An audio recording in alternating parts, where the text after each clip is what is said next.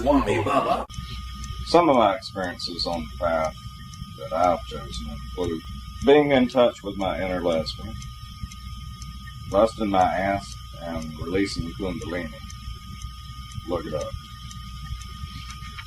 Having a child who is my best teacher of unconditional love, being raised fundamentalist, becoming a latter-day flower child. I managed to survive the 70s and 80s with sex, drugs, and rock and roll. And you rule out brain damage as well. No smoking, no swearing, and don't take your clothes off for money. I live in a trailer a stone's throw away from a one-horse town, minus the horse. The one underlying universal truth is like a rock that has been smashed, quarried, cut, set in a million pieces. But even a piece of this rock remains true to the whole and will lead you home again. We are all one archaeologist restoring the temple. A diamond is just a rock until it's shared. It really does all come down to love. Instead of wasting your precious time and energy, even when things are at their worst, eyeball the problem up and down, look straight into its eyes, and say, you know what? In spite of everything, I'm going to love you anyway. And there ain't a damn thing you can do about it.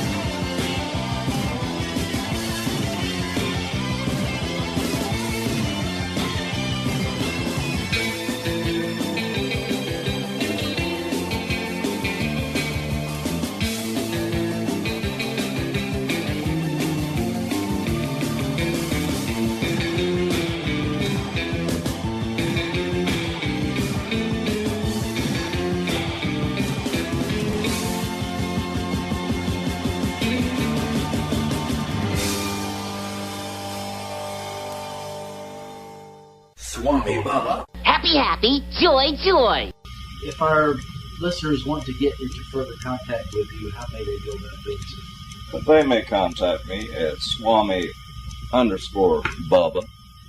at yahoo.com. It should have been Yahweh, like in that movie, but I could not access that at this particular time. When can we hope to hear more pronouncements? Whensoever the Spirit moveth. I do channel distilled spirits, but those are the only ones that channel. I don't believe in this channeling shit. So much wisdom throwing through me at times. It just all gets tangled. We're on a mission from God. What can you tell us, what inspired you to found this ministry that we are engaged in? Necessity. You see, here we get back to the fundamentalists. We got too many people saying it's my way or the highway. And in the words of the great prophet John Lennon, all you need is love. I got blisters on my fingers! And so my ministry is basically built on the foundation of understanding, tolerance. Can't we all get along? Let's cut through the bullshit and go for the truth. Let's do what works. And what works for you ain't necessarily what's going to work for me. But in your relationship, your deity, if you have one, him, her, it, they, she, it, shit, it's your business. That's between you and your deity. And I got mine, you get yours. I always do. If they just put a flush handle on the television, the screen might go blank for long periods of time, but we'd be a lot better off for it. A lot of these reality shows, like the one we got on right now, serves as a replacement because people, quite frankly, love to see other people in worse shape than they are. And they love to see people beating up. And you take some of these reality shows, they're designed to be some type of game with a winner at the end. But what's the means to the end? Seeing how down, dirty, ugly, nasty, backstabbing you can be. Because in the TV world, it's as close as they're ever going to get to reality. Which is important to remember that TV, in no way, shape, form, or fashion, is reality. Sometimes you feel like a nut, sometimes you don't. Because if it is, We're in bigger trouble than we thought, huh? welcome to hell. Illogical. But I can remember when I was a kid, we had 3 channels, ABC, CBS, and NBC.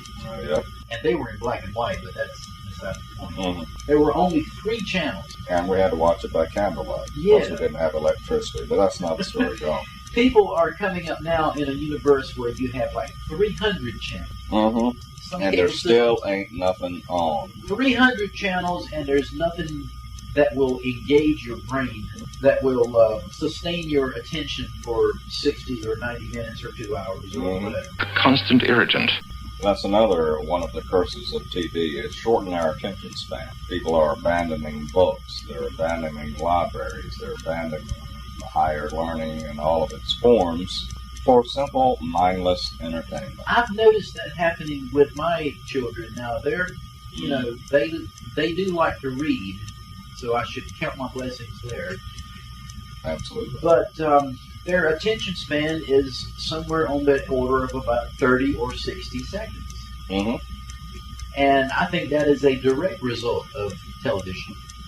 Well, that reminds me, I was watching an Ellen DeGeneres comedy special, and she said, with the bombardment of all the multimedia things, these eventually sitcoms will be 30 seconds. They'll be like commercials because that'll be all our attention span can handle. That's all, folks. Well, I'm going to see if I can put this stuff on the web stream. Do you want to give out a phone number or anything? I'm not going to give out a phone number. Use the email address swami_Bubba at yahoo.com. Fair enough? That'll work. Any parting words? Of course. Parting words. Wrap it up, I'll take it.